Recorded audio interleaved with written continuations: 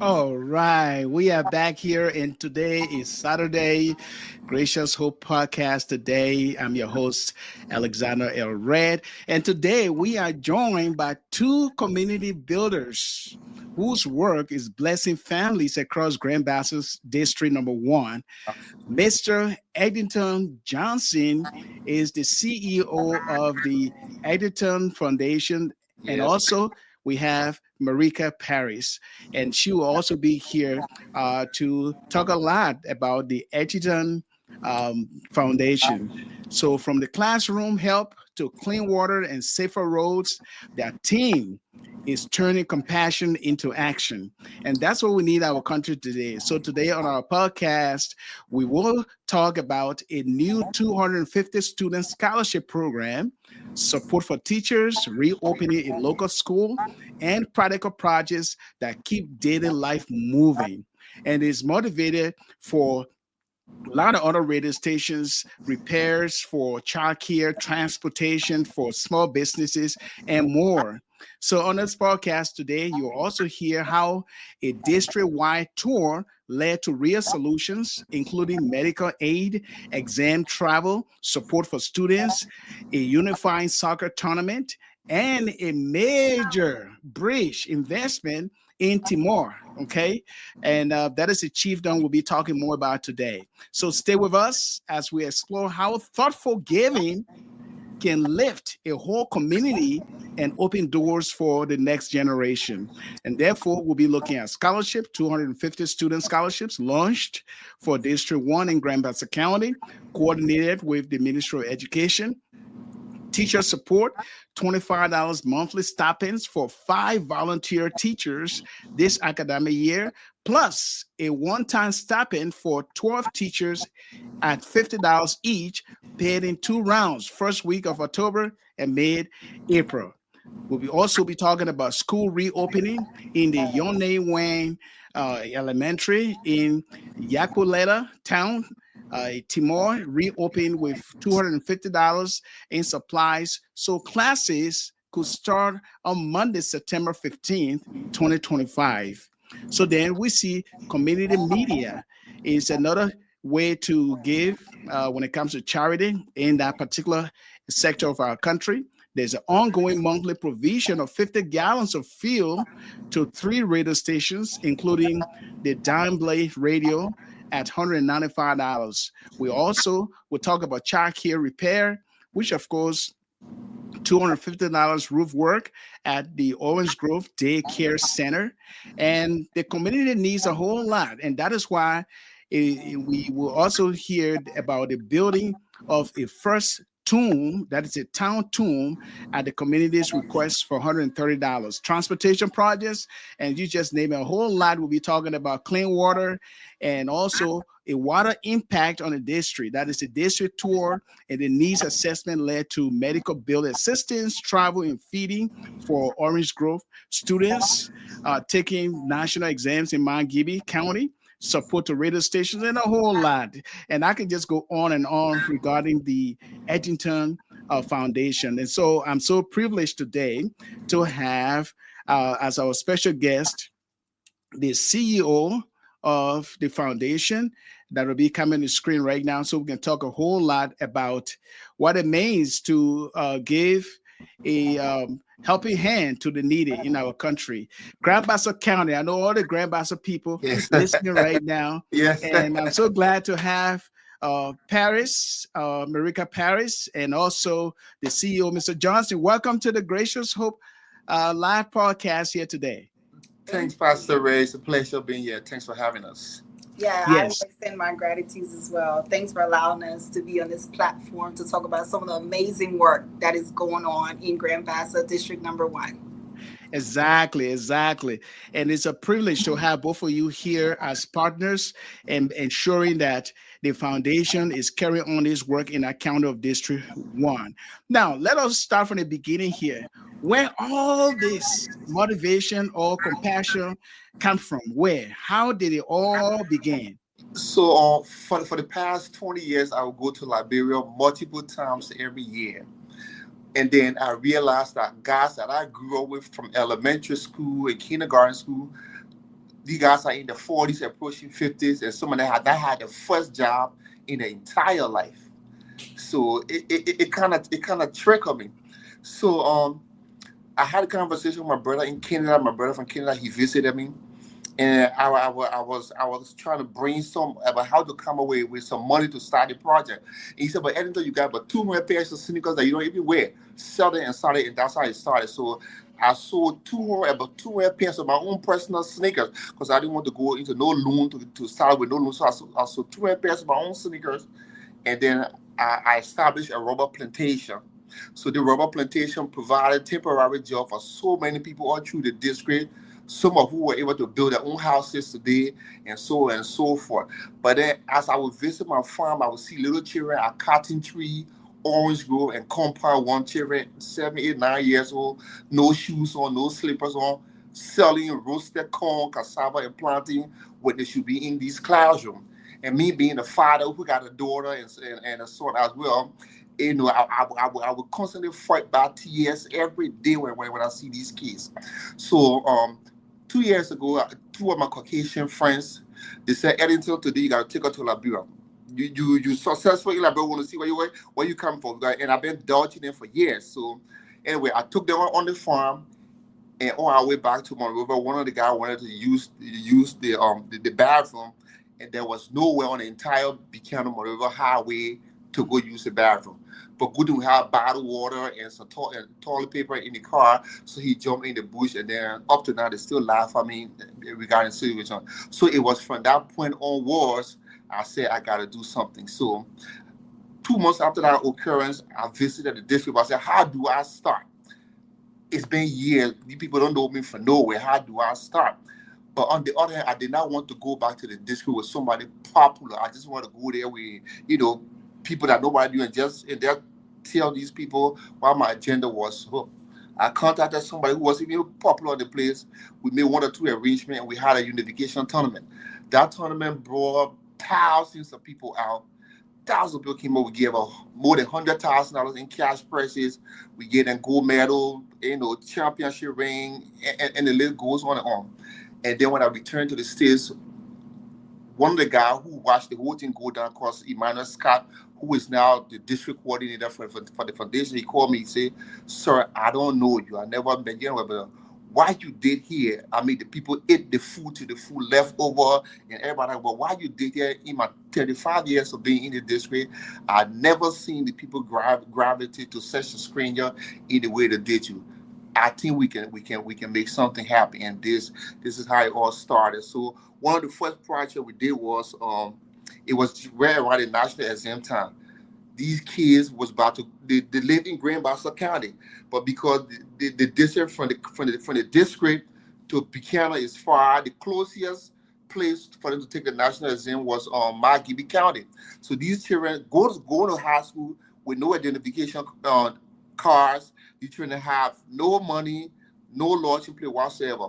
So I told the school, you give me a budget and I will cover all your lodging, your feeding, your transportation, and extra allowance to able you go Margibi County so you can take your exam. I provided the money. They took the exam. The class just called me 2 weeks ago that every one of them was successful. They passed the national exam. And then the Baptist the Baptist people had the seminary, and then they reached out to us, and we sponsored the convention as well. And they kept on going from one project after another. One project we did a lot of individual assistance, but like I always told them, even though we help individual, but the goal is not just individual. We want to do something that will impact the community at large. You go to Monrovia, many of our young people are on drugs and whatnot. So when the little young guys in this community, when they establish themselves and say, CEO, we want to have a little tournament to a university, I just sponsor them because they could have been, robbing people, doing drugs or any other bad things, but decide. So these are the type of program I sponsor. And I visited the Timor area. I mean, you would think that after 178 years of independence, I couldn't imagine the condition under which the people are living in Timor like. Some of the kingdom who were crossing through is split in half, and those type of situations. So right now, as we speak, there's a kingdom under construction for one of those towns. We were able to provide almost close to $250,000 Liberian dollars for a bridge project in Timor. I really not familiar with the towns, the name like that. So, but someone in Timor put up close to $250,000 Liberian dollars for a bridge project. The community came to us here. We having problem taking our merchandise across the river to the compound and to these market grounds. So the governor sincerely came up with a budget, and we funded the bridge project. It was not the Editor Foundation project. We just funded their project that was organized by community men from the various villages. So these are the things, and ever since I wake up every morning with hundreds of messages, people just congratulating me and this is it. I mean, I found so much pleasure in this thing. This is the only thing I live for. And one thing that really touched me, like Marika, we went for dinner the other night that cost us about $500. And I would just tell them $500. Just a little over $500. That's why it cost me to transport almost 30 students to Margibi County to take the night to provide their housing, transportation, feeding. Just a little over $500. So I started looking at life like that. Okay, I could go buy a pair of shoes for $300, but how many well could I build in that town for $300? I could go take another vacation to the Bahamas, but how many people houses I could roof with that? So this is all being done with my own money, and then I got help from the friends. I visit the islands a lot. So one of these days, I was in the Bahamas by the poolside, and the big time lawyer from Alabama called Rick. He had a dream. He said, "What is that?" I told him. We started talking, and from talking, I told him I was from Liberia. So it just so happened Rick and our room were adjacent. He and his wife and my room were adjacent. We ran into the hotel room and Google Liberia within 30 minutes. He keep running back to the pool. Anytime, this is a beautiful country. But he said, he just lost it. And then Rick deposited about $100,000 in my escrow account, and it should be maturing in the next 5 years. And he just wanted to do something incredible for the people that are. So these are just the story. Like we can go about and just naming everything. Like Of course. Yeah, it goes on and on. I have lost count of all the things we have been doing. Like I growing up, I always wanted to be into media. So one of and I told everybody this way, y'all reach out to me no matter what time of day. If I can't answer you right in the day, I'm gonna respond to you. So the compound radio station, which is the mother of all radio stations in the district, they will go 2-3 weeks off air with no gas selling. So one of the guys that I never met from nowhere before, never seen them. He contacted me. He said, Mr. Johnson, we like why you doing around the district, but the radio station been down for 2 weeks, and I told him how many gallon of gas are average every day. He said about 3 gallon. So I said it's 30 days it's 30 days in a month times three. I said I will give you up to 50% of your monthly gas, and you can figure the rest. So it been about 6 months now. We're providing them 50 gallon of gas the first of every month, and then I told them say I couldn't pay the staff, but I was able to give a one-time salary payment to each of the three radio stations in the district. Each station got about 12, 15 employees, but I was able to get them one-time salary compensation to do it. But we provide, just assistance as they go along. And another thing I was able to do to unify the three radio stations in the district. I provided funding to cover all the funeral for the development superintendent. So I told us that if they could just collaborate and relay each other program, because this is not about District 1A, District 1B. This is not about the Bassa and the Pele. So that there's strength in numbers. In union, strong success is sure.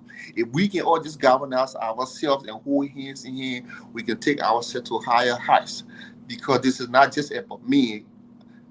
This is about our children and our children's children. We want to see our elderly people get health care. We want to see our pregnant women, have prenatal vitamins. The children, it's 2025. People are still giving birth behind the husband midwives, And I being a father who watched my children being born with the complication that's involved in giving birth to a child. If only you know it, you would not wish anybody to go give birth behind any house on a plum tree or on a banana tree, because there are so many complications can be involved. Yeah, so we just been all through the district, just providing whatever help we can do for our people, and then the reception have been overwhelming, and it just makes me want to just go to work every day for these people. Yes. And then that's a whole lot to talk about within a short period of time. And it becomes something good for District 1 in Grand Bassa And County. one of the things, let me interject real quick, Mhm. every time I enter in every little village, like I would just cry, because as a father, I don't know if you're a father, as a father, and you say, but that would have been my daughter.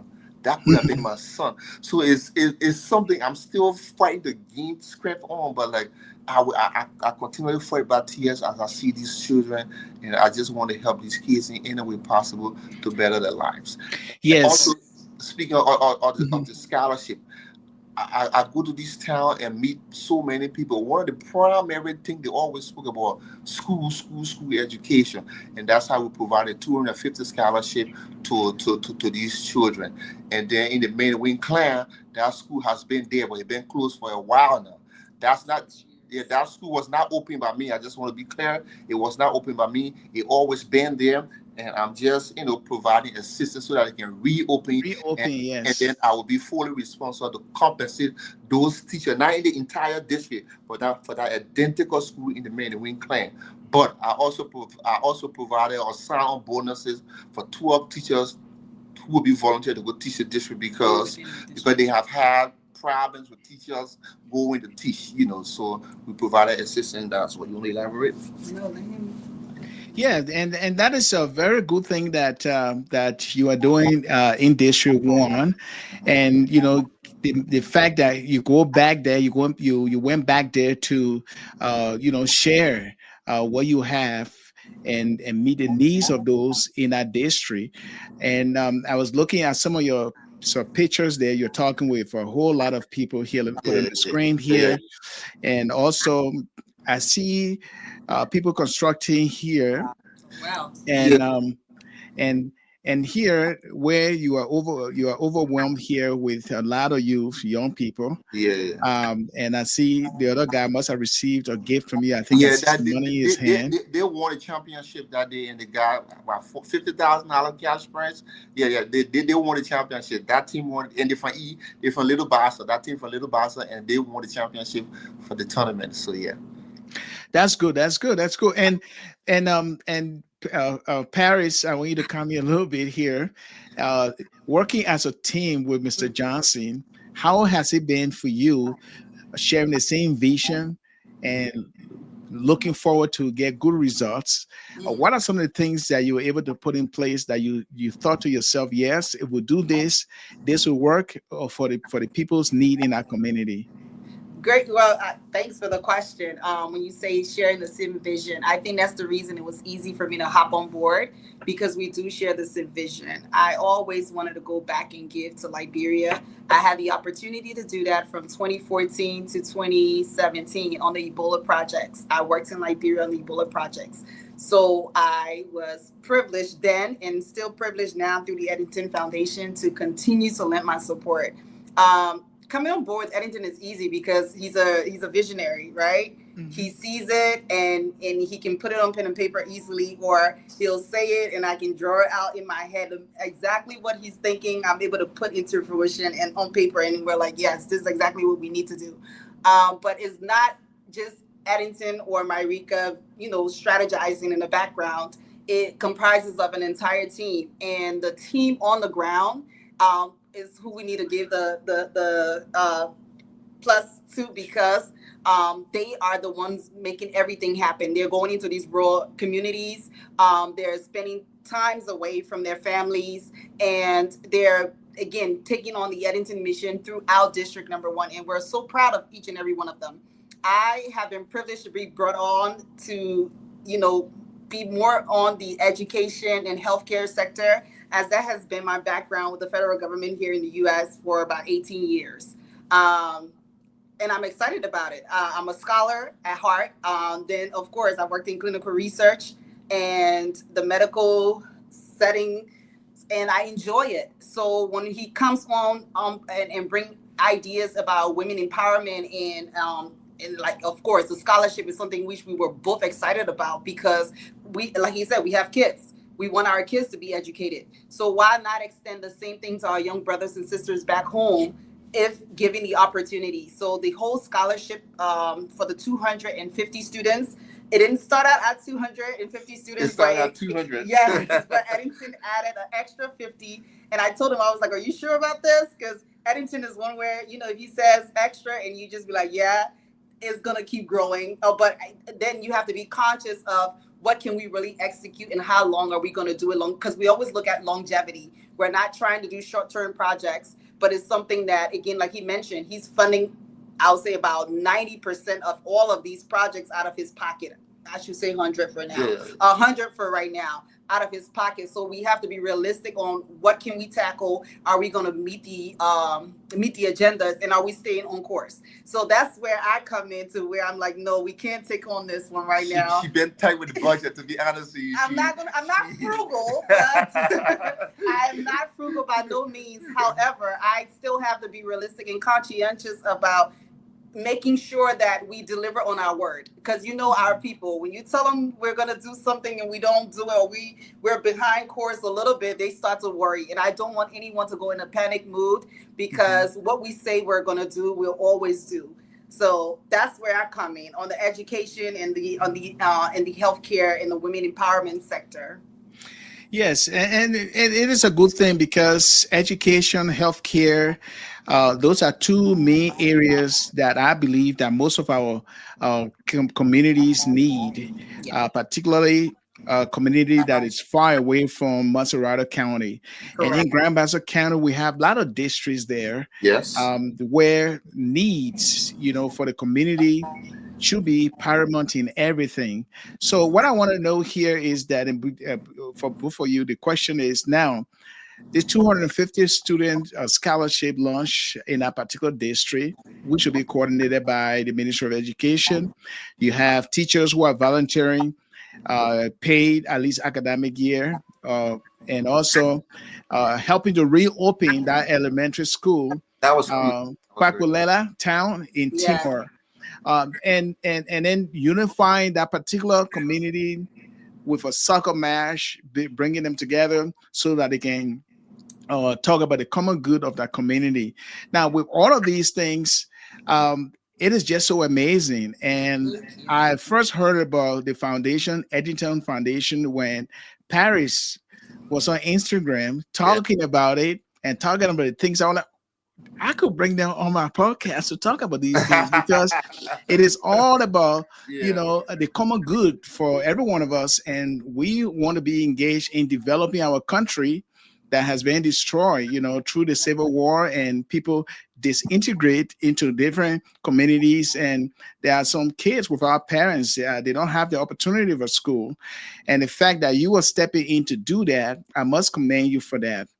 Now, on Facebook, I read this about your foundation, and I'm going to put that on the screen right now. And it was a story written here by someone. His name is Nathan Yeah, Harris. Nathan Harris. Yes, so Nathan wrote something very decent. He said, Timor Chiefdom, District 1, Grand Bassa County, in a significant move aimed at improving the living conditions of residents, Emmanuel Toga Johnson, CEO of Eglinton Foundation, visited the War Administrative District on Tuesday, August 6th, that was this year, Yes, yes, meeting yes. with citizens across 5 clans in Yes. Duet Town and Jacob Latte It's a Town. lot of time. Yep.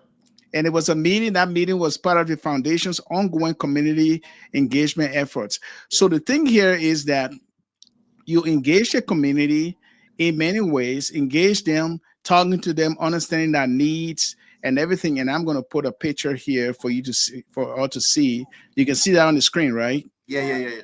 Okay. So here you're talking with community members, you're meeting them here, you're talking to both the old, the young, and the youngest.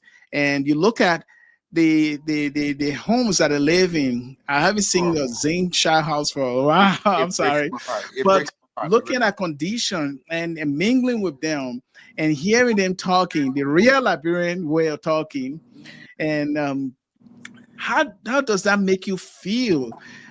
Even with them and talking with them, do you see like the real need that certain things that they are lack of, and you were somehow like an angel sent from God Yeah, to them? and to be honest with you, these people don't need much at all. And when I say I get emotional, like if I'm just an individual, if I can do it, I think the government can do 10 or 100 times more than I can do. Or and it's not just me. If say we have 10 or Eddington in the district, our people left can be better. But it breaks my heart. 178 years of independence, and look where our people are staying. Some of these children have not don't know what electricity is. Some of them have not gotten in the car not once before. Not once in the car. So when you go there, it's a very sad situation. Like in that time right there, I gave one of the kids a bag of potato chips, and he struggling had to open the bag of potato chips, and I shared with him, and he went when it's just the little things, the kids that, I mean, they put so much smile on my face, you guys. In the past 6 months, but I think 8 children has been named Eddington in the district. So if I want to give birth, they call me, we name that child Eddington, we pay our due. So it just been overwhelming. But I mean, just seeing those kids and look at the condition in which they live, it just make me just want to dedicate the rest of my life to this thing. And I would just tell her, I say, I'm not going to relent. I'm just going to keep on doing this. I found therapy in this. I found excitement in this, and it's very fulfilling for me. So and this is what I'm Indeed, taking on. Yeah, it's very fulfilling. indeed, Yeah. indeed. So for some of those who are watching right now, and some of them commending you so far in the comments, um, why District One, Grand Bassa County? Why not other places? Oh, I'll answer that part. Oh, go ahead. I'll Paris. say we decided district. Well, actually, Eddington decided District 1 because again, we're from Grand Bassa, right? Hmm. Our parents are. He was born in Grand Bassa. I was born in Grand Bassa, and I have the saying that it's better to start, to clean up your house before you move on to your next door neighbor. So when he started this, I was like, no better place but to start from where you're from, and then you can extend beyond. Go ahead. Yeah, I mean, this one. If you look at how Marcelado County or Monroe have extended, growing up, if you were to on the Baptist seminary, you in the middle of the highway away from Monroe already. If you just went 1 mile from E. David Junction, you're all on the highway now. The city had extended like shuffling all the way in, and I'm looking at. I'm looking at that. This is the first district outside, right across the Farmington River. In the next 5 or 10 years, that area going to be occupied. The local will not be able to afford no land down there and everything. Now, it's very strategic. The airport is a stone throw from that district. The airport is just a stone throw from that district. Firestone is just a stone throw from the district. The port of beginning. I said it so. Just hailing from that area. I just thought about it was the best thing to go there and help these people and create awareness. And remember, the Grand Bassa County is one of the three original counties. That district, the city of Eden, I was founded by settlers from Edinburgh, Scotland, and the United States. They founded Eden. You go to Eden, there is nothing there. There is absolutely nothing there. So it means just seeing those type of things. A place that could have been a center of tourist attraction. Mm-hmm. You got Joseph J. Cheeseman grave is right there. Mm-hmm. Right there.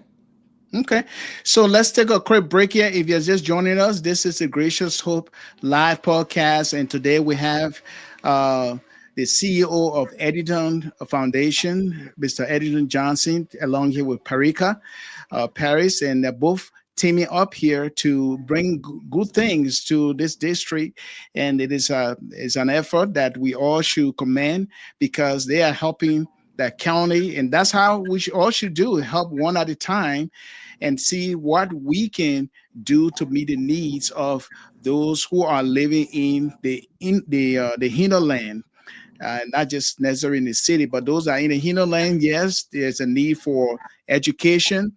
There's a need for supplies for the classrooms. There's a need for transport projects, which of course the foundation is working on. And so there's a whole lot of impact here. And we'll be talking about Orange Grove Daycare Center with Paris. She has more ideas on what she's doing because her background is in health. And so we'll take a break right now. We'll be right back. Don't go away. We'll be right back.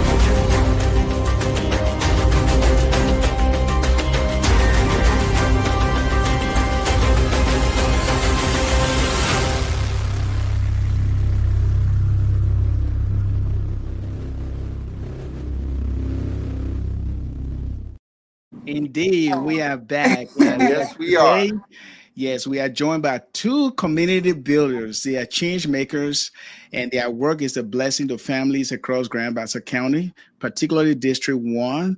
And they are not just going to stop there, they're going to go further beyond, let's say, District 1. But the starting point is where they know that there's an urgent need to help that community. And in the presence of Mr. Eddington Johnson and Marika, that's what I meant to say. And so we'll look at the various projects. We're looking at clean water. We're looking at safer roads. In a team working hard to do everything possible to help meet the needs. They may not be able to solve all the problems, Correct. but at least they are helping the young, those who are aspiring to go to school and learn something for themselves. They want to create a conducive environment where they can learn and support teachers and also the local schools, practical projects that will bring daily life to fruition, moving back and forth, radio stations, hearing the news, knowing what is going on with the city government, and also child care and transport. Yeah. All of those are things that are needed there.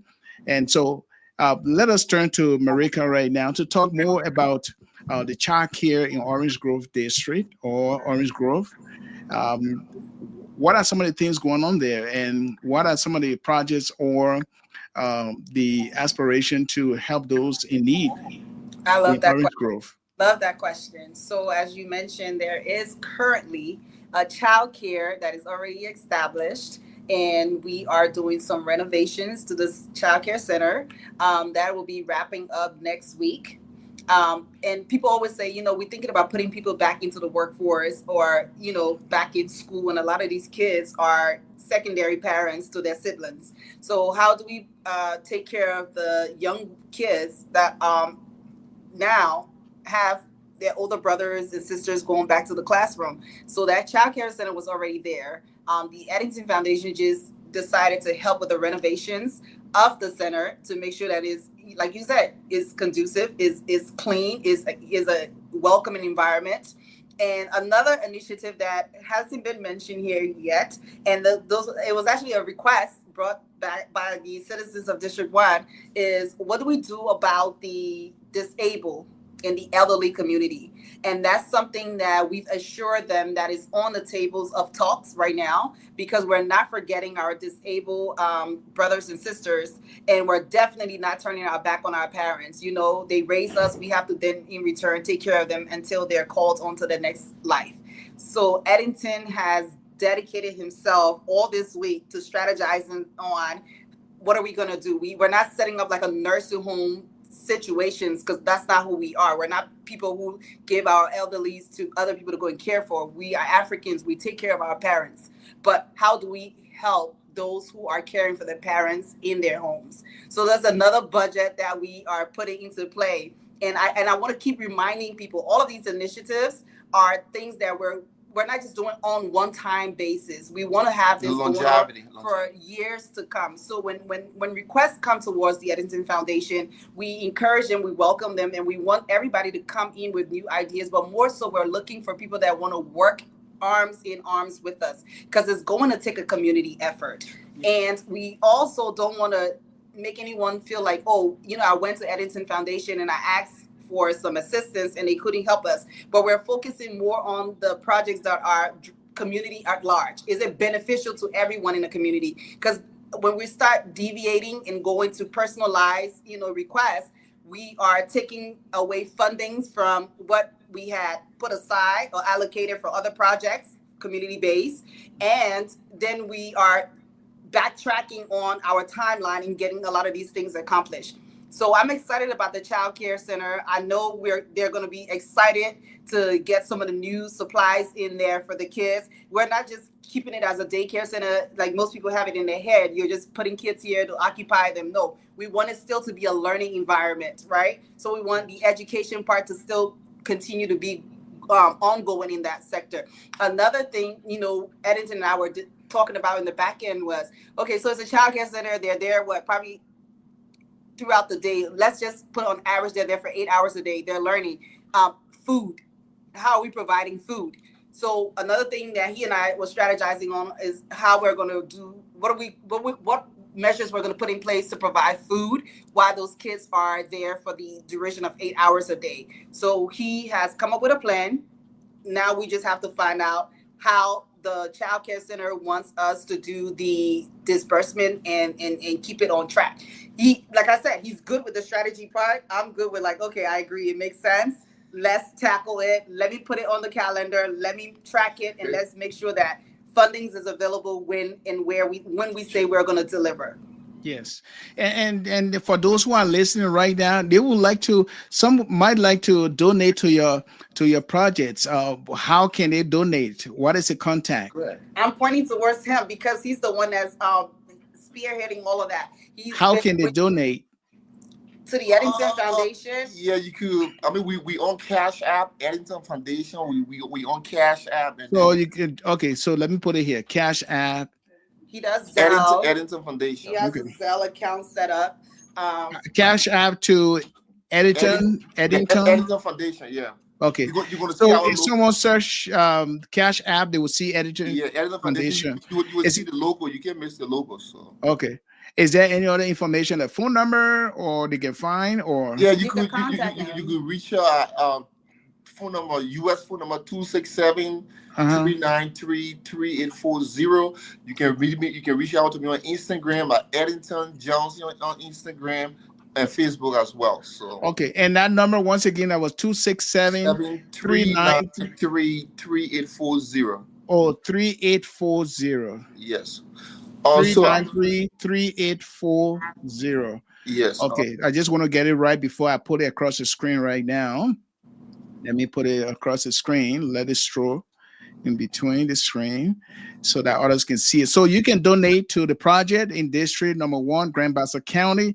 You can Cash App to Eddington Foundation. Phone number 267 393 3840. All right. And then go ahead.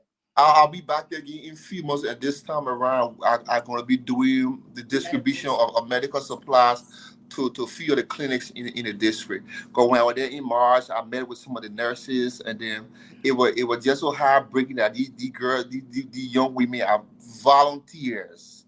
They went to college, went to school, volunteers. So I sat with them, and for 3 months they have not had anything. We was able to compensate them, just to stop the bleeding. It wasn't salary or nothing like that, but to just see young, energetic men and women who could have been in Monrovia became left the city to go in the little district just to help the federal citizen, and just knowing that they weren't being compensated, So the foundation stepped in and did a one-time contribution towards them, and that alleviated a lot of the problem they were having. So these are the type of things we're just trying to do. So we'll be back in a few months to deliver, gloves, Medical hand supplies, sanitizers, and medicine. medicine, wheelchairs, and the list goes on and on. So And, yeah. and people can donate, right? Yeah, They yeah. send clothes and things. It's not just monetary. It's anything Clothes. non-perishable food items, used clothing, whatever. We take everything. Like And they can send out in the mail to,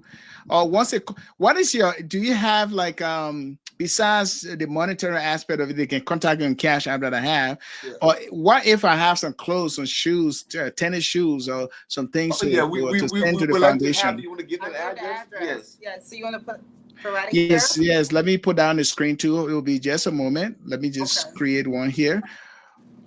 Send any items for donation to, okay, what is it? 11200 11200. Lockwood Drive. Is that L? OCKWOOD. Okay, Drive. Okay. That is Silver Spring, Maryland. Okay. And that's 20901, the zip code. Silver Spring, Maryland. And you can address it to me. Then we'll just hit. And what is the zip code? 20901.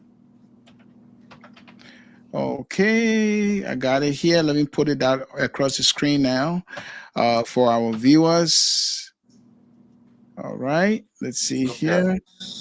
So they can send barrel or boxes or anything that you like to donate. If you can cover the cost of shipping, I will provide you shipping label. I will see your electronic shipping label, and you can just ship it. You can just send it to the address. Okay. Attention, Marika. Yeah, last name Guza. Okay, Guzeh. Okay, so let me put down the screen. Let me put a banner right there now. Okay, so that's it right there. So you can see across there to Marika, attention to Marika Guzeh at 11200 Lockwood Drive in Silver Spring, Maryland. And that is where you can send your donation. and they would actually appreciate that because it's going to help them out in many ways. Remember, this is all about charity. This is all Correct. about showing our heart of compassion to the needy in our homeland, Liberia.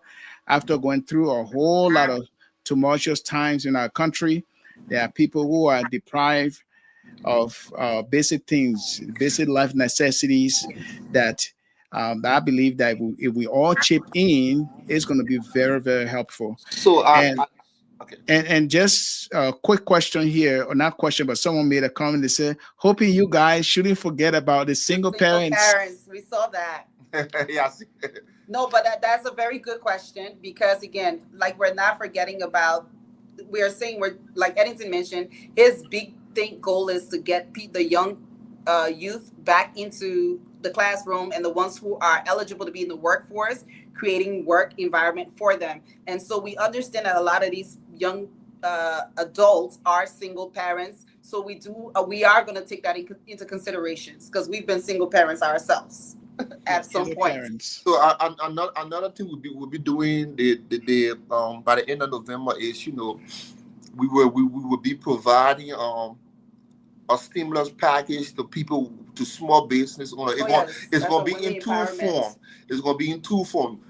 One aspect gonna be people who already have business but just leave that little extra boost. We're going to be providing funding to boost people who already have businesses, and we're going to be providing another package to people who have no business but intend to do business. We'll be providing funding as well. This is not a loan; you don't have to pay up back. We just want you to take it in good faith and then use it for the intended purpose. So yeah, so we will be taking care of people who. Say you're selling a little palm oil, your charcoal, or whatever that is, but you just want to give you a little boost to increase your profit margin. Will be provide a little bit of funding to help you increase what you already got going on. That's one aspect of the package. And the other aspect, people who don't have a single penny to start the business at all, we will be providing them money to start a business. And this is the money; it's not a loan; it's nothing you're gonna pay back. It's just something to just help alleviate the hardship on our people as well. So And we've tested it, so we know it's working, and we know that it could work based yeah, on once somebody, few people actually have doing taken well. Yeah, have yeah. taken up on this offer, and it's actually working. And So Pastor, and let me tell you what the problem that solved. Those individuals has never been back to us to reach out for any type of help. The fact that we just provided them with those businesses that they're doing, they don't reach out to us for anything. They call just for greetings and stuff like that. But if we just so an Irish family comprised of, let's say, 4 or 5 individuals. We just put a few family on their feet to sustain themselves instead of coming back to beg or ask. And let me be clear: our people are not lazy. Our people are no, not beggars. They are not lazy. They are they just need the opportunity. incapacitated, and they just don't have the opportunity. And also in the end of next month, I'll be providing temporary jobs for about 100 guys who will go to do temporary contracts on my farm as well. So we do that every year. We hire about 100 guys to go on the farm and just do work, and we pay you. You get done working today, we pay you today. If you're gonna do 2-3 days, we pay you for 2-3 days, and you be going by your business. So these are just the thing we do just to help And our don't people forget, we alleviate provide some of the feeding problem. too. Yeah, we We as you work always for, provide we feeding, transport you on the farm, we feed you, and we pay and we you at pay the end of you. every work day as well. So And it is a good thing because it creates some sort of income for yeah, the Yeah. local people, and where when there's no jobs, I mean kids they engage in other things, the drugs and stealing and other things. But let if they let get let, busy let, doing what they need to sorry, do, sorry. it's always good. But let's go back to the small business. You're talking about how to help them out. Yeah, The good thing that you are doing is the transport project that is working to secure 2 large canoes yeah, yeah, yeah. Yes. costing $500 for Yeah. local business travel, and also planning a bike stop. Right, we Yeah, planning yeah, a yeah, bike Yes. yeah, yeah. stop, and Yeah, also a village walking path to be Yep. completed by the end of this year. yeah, yeah. Let's talk more about that. Matter of fact, one of the guys in the district that we provide, I provide about 10 gallons of gas every month or whatever, and he just goes to the bush and just saw these 2x4s, 4x4, and he just produce these timers in abundance. So we just provide him gas, and he volunteered their supply with unlimited amount of timber as we want. So yeah, and another thing we did, I met some guys during my last visit that were, these guys are masoners, these guys are plumbers, these guys are contractors, but they don't have no contract. So I said, listen, I told them we'll be doing a lot of projects through the district. How about you guys organize yourself as a company, and you can get to do all of the foundation contract. And so far they were able to build the tomb. They just do the well now, but they go to the bus stop, the motorbike stop, and the list goes on. So these are just avenues to just help our people help themselves that we, just get involved with. Okay, someone actually privately emailed me, texted me here, not on the screen, but it said that, Mr. Johnson, do you have a political ambition in the future? I like that question. They said because the way you're doing for the community, a lot of people appreciate that. And then later on, they might maybe endorse you to represent their interests. Like I said, these people are gravitating to me. I love them so much, and if they do petition me, I will have to. I might consider. I might not consider, but for now, we just want to concentrate on the hardship our people are going through, and just to alleviate as much burden as we can from our people. That's what that is now. I like living in Yeah, and it's not an easy thing to leave your comfort home in the United States. And to go. I mean, it takes time. It will be a sacrifice, and even a sacrifice for you to even travel to those towns and villages there, helping those people so they can know what you're doing. That your intention is very real, because they do need help in those areas, and that is a good thing. So let's talk about the clean water aspect. The new well completed in mid-August, where safe water was very scarce. So somebody brought me a cup of water that they was drinking. The water was real. It was complete mud, and they said they drink water from the creek, the little creek that runs around. Other people washing clothes. On the other end of the washing clothes, people producing palm nuts, the digging gold, and they're dumping all the dirt in the water. And by the time it reached to their side, it's all muddier. So I told the district coordinator, let's just we did the project within like a week. So let's just that's a quick impact, and we were able to construct that well within few days, using the very contractors that I spoke about earlier. That was, I think, one of the first and second contract that they did with us. Okay. Yes. And quickly here, we can also talk about the district-wide tour and the needs assessment that led to medical bill assistance, travel, and feeding for Orange Grove students taking national exams in Marquette County. Yeah. I took national exam myself, and sometimes, when you be in a situation before, you get a clearer picture when you are not outside of that situation looking back into it. So like everything I do, I face myself in the mirror. Yeah, that was once upon a time me. That could have been me. That could have been my children, and it just. And I ask anybody to try it. It's something that once you venture into, you just want to give it your all. Is very addictive. This is my new addiction. It's like I just wake up every day with something that I want to do. And she said, "No, check, bro. We got to do this. We got to do this." So it's like putting smile on people's faces. People that have no help from nowhere. People that have no return. Just waking up in the morning that a guy you never met before can say you 2-3 paragraphs. Just commending you for the things you're doing. It's very fulfilling, and I like doing what I'm doing. And yeah. Do you at times like sit back and discuss with Paris that you are very mad with the government, or Liberia is one of the oldest African independent countries, and look at the local needs in the hinterland. Do you sometimes why is this going on? Do you become very agitated about it? We talk that every day. You got you got Firestone right there. You got Haba right there. The Timor, the Timor area. How can these people just not even 2 hours away from the main road, and the people don't have schools? How did we get here? Are these people not thinking? Nobody sees these things, or do we just don't care, or nobody see it? I don't know what the problem is, but there must be something systemic. Yeah. It's something systemic. I don't know, but I mean, I don't know how you go see those children every day and you don't, in your own heart, want to do something for them. I never understood it. Yes, yes. And And like poverty is Eddington, something that is ingrained in our society. And if we all can work together to alleviate that, I believe that we'll get abundance of blessing from our Lord. Go Yes. ahead, Paris. I was gonna say, unlike Eddington, I grew up here, went to all of my schoolings here, so I never sat for a national exam, but darn it, I sat for something to get to college, right?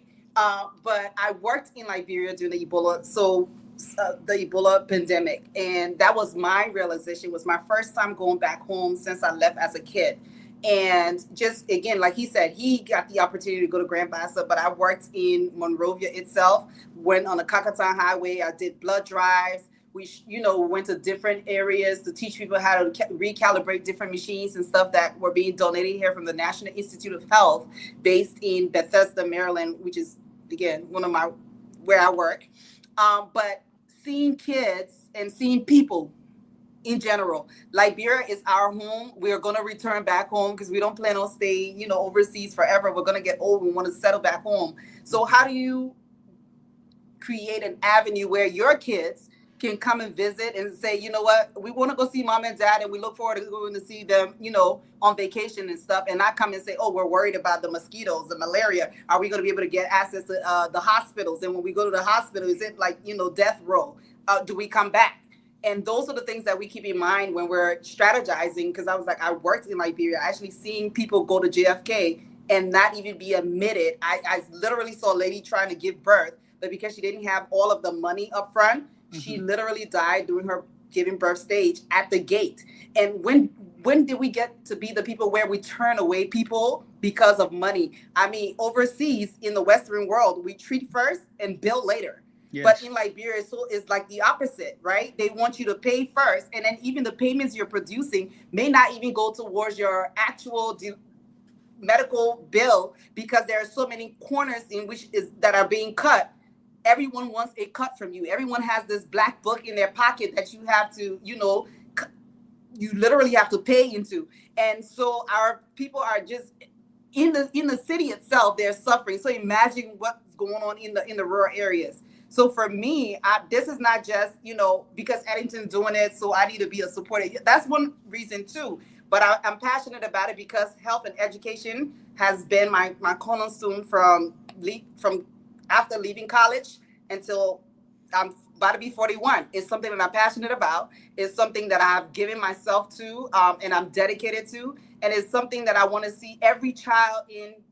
Let's start with Grand Bassa, but it'll go beyond. But let's clean our house first. I want every child in Grand Bassa to graduate with great averages, where we can later on, and that's something I spoke to him about. I said, this scholarship is starting here for the students in District Number 1, but I wanted to go beyond, where we're able to send kids out of the country to go and study abroad for you on a university level. So that's my goal. That's our goal and my vision, and that's where I'm pushing. And I'm like, you know what? If we're gonna have to lobby and get some money from DC, we will do that. And how can we say education is so important, but we can't provide our little children with breakfast and lunches to encourage them to go to school, when we know very well they are going home to no food? That's true. But we say education is important. How can we say education is important, but we can provide 60,000 cars for lawmakers, but we can provide a $5,000 school bus to transport the children to school? It's a contradiction. I never understood it.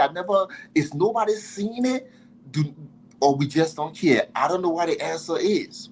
Because we can say education is important. It's very important. Let education work, but we can't pay teachers. We can't give teachers incentive to return to the village to teach. Nobody wants to go down there. It's nothing that you got to overpay teachers to attract them to go down there. That's the only secret behind it. So if we say education is important, why are we not providing incentives to people to encourage them to teach these kids? Why are we not providing warm breakfast and lunches for these children who are going back to poverty-stricken homes where parents cannot make ends meet. So these are the type of things. And one of the first things I really want to do to start, providing breakfast and lunch to the various schools. But I'm still working on the data on and idea to come on it. That was one of the first things I was actually going to do before I started any one of this. But I can't. We just started the other way. But these are just the things I wake up every morning and I think about.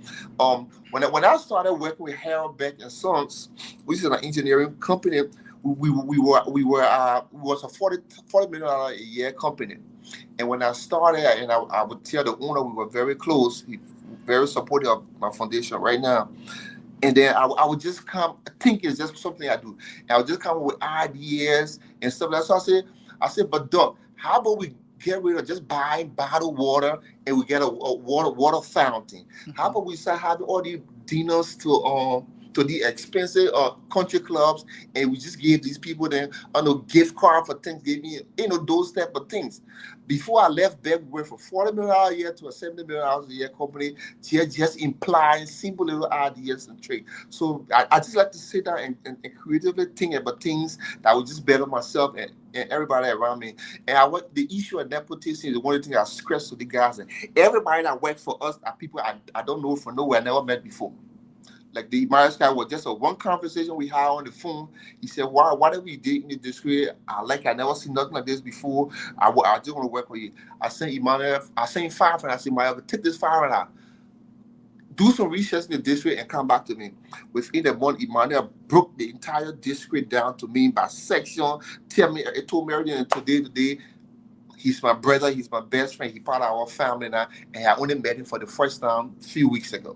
So everybody who works for us are people we don't know from anywhere. We just bring them on board based on merit and based on the interest they have in helping their own people. Because we are not there. You corrupt. You can't. We don't want you corrupt. But we are not there. We challenge a lot of things to you. Just be sincere to people. And these are the type of things we are just involved in. Yeah, so if the politician who is representing that district number one right now or in Timor listening to you right now, have you been able to coordinate with him or I her? sat in class with him.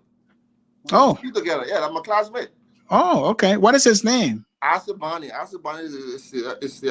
is how you call it. I sending some vehicles down. Maybe in the next few weeks, I'm actually going. We try to create a document to ask him to use his, lawmaker can clear things out of the port for free. We send these cards to help people in this way. Can you, honorable man, can you clear to benefit your constituents? So I will send that communication to him and see if he honor it, So. Yeah. I mean, that's charity, effort. So I think it should be duty free, from what I know. Yeah. And as we, come to a close of to this program, let us be reminded here that we are speaking with the CEO of the Edgerton Foundation. And right now they are engaging a lot of activities in District Number 1, Grand Bassa County. We heard about the scholarships, 250 student scholarship launched for that district, coordinated by the Ministry of Education. We have talked about teacher support, which of course they have provided stipends for them as volunteer teachers. And we also talk about the effort to help, or the effort that the foundation has made to help local elementary school in that particular town of Yakuleta. I can't. Oh, let me Okay. Yakuleta town in Timor, to reopen that school. They donated, cash of $250 in supplies so that classes could start in this month, September. And also, we heard about the ongoing support for fuel or gas for 3 radio stations there. And that is including the Dime Blade Radio. And they were able to give some money to help them with a fuel. And then here's a child care service going on, which of course it was a repair of the roof work in Orange Grove Daycare Center. And a lot of other community needs. They built a first tomb, that is a town tomb, at the community's request for $130. And there's a transportation project going on to help ease moving goods from place to place or produce from place to place, working to secure 2 large canoes for $500 for local business travel, plenty of backstock stop, and also a walking path for the village. And all these, all expense from the Edmonton Foundation. And these are all good things to provide clean water and have a district-wide assessment to know how they can assist medically, traveling from place to place and feeding those who need, and also looking at the bridge project in Timor as a whole, and the unifying tournament that drew thousands Yeah, with yeah. $100,000 in prizes, medals, trophies, and rings. So it is a unifying thing for every one of us. And so if you are listening and you are moved by what this foundation is doing, please look below the screen where you can donate. And like you can see, you can donate to this project in District Number 1, Grand Bassa County. If you want to give funds through money or cash, you can go to Cash App, look at Edgerton Foundation. The phone number is there, 267-393-3840. And also, if you have any items, okay, like shoes, clothes, or anything that you believe can be useful, you can address that to attention Marika Guze at 11200 Lockwood Drive, Silver Spring, Maryland 20909. And that is the address. You can donate anything. They will put that in the barrel and send it to the faraway place in our homeland, which of course is District 1, Grand Bassa County. Any final word, Paris? Any final word, Mr. Johnson, before we depart? Yeah, I just want to say to everybody from Grand Bassa County, like I always say, like I just want to restore, elevate, sustain, and transform the life of the people. When I say restoration, what do I mean? I grew up in Buchanan where I know buses used to go from Lamco, from the Luke Picture to school, all those type of things. And men that were going to work and people are living fulfilling life. Why have all those things gone? We just want to restore some type of dignity to our people and hope for our people. Another thing we didn't mention was on the DMP radio station on the compound. These guys, some of the guys goes to school in Monrovia, and while we were live on show, I said. These guys are really sacrificial. This why I told you that I said from now on, every time we do this show, I'm gonna give the show $4,000 every night. I do the show every Friday. Every Friday we get the show $4,000. So if there's 4 weekends in the month of 5, we're gonna get anywhere anywhere from 16 to $20,000 just to help these guys transport themselves to college back and forth to Monrovia. So these are just things we just doing in any way we able to just help our people, to just help their people and better everybody else. Like, so I just want to say good night to everybody. Thanks for having on your platform. Thanks for having us on your platform. It was a pleasure being.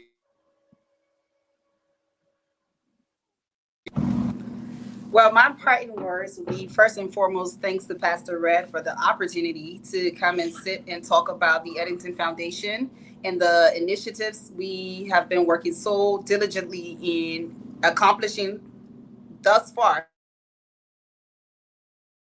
And also to the people of Grand Bassa, just thank you for opening your hearts, your arm, and welcoming us and our ideas. And we look forward to working together as a group at large, not individuals. We are welcoming new ideas because it's going to take a community to get all of these efforts pushed and ongoing to the future and for the future. So we are just grateful for the hospitality extended to us and the ability to just be able to work across the aisle with different mindsets.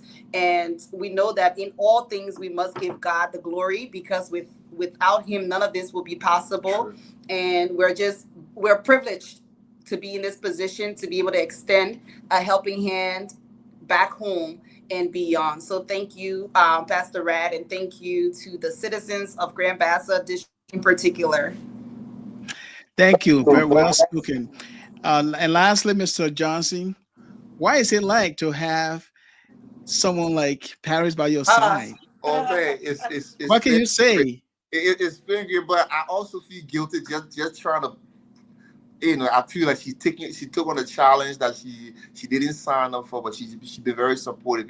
I don't even get to do most of my paperwork. She does that for me. She kind of control the finances, and she does most of the blueprints. So I'm just very appreciative of Paris, and then I don't know how far we could have gone with all you, and thanks for all your Well, support. I would like to hallelujah to that. But let her try to release, let her sound, be a little loose with the money a little bit, because our people need help. So, other than that, Pastor thanks Rat, for all your support. I will have to stick to budget, because if I don't, I will hear his lips off cameras, right?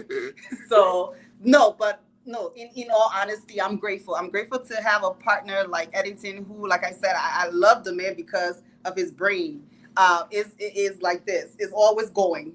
Yes. He comes up with more ideas than I can write down on a piece of paper. But I think timing in life is everything, and I feel like everyone has his or her destiny, and this is his, and he's walking into it at the right time with it's like it's a grand design. I tell him, I was like, probably 5 years ago, a year ago, or 2 years ago, you may not have been able to accomplish what you have thus far. But I think everything we do, we have to wait for that grand design of timing, and you can't go there ahead of yourself. You have to wait, and I think he's waited and he's been patient, and he has learned a lot of things on how to deal with people, how to compromise, and I think those little nuggets along the way is going to propel him into being a great person moving forward.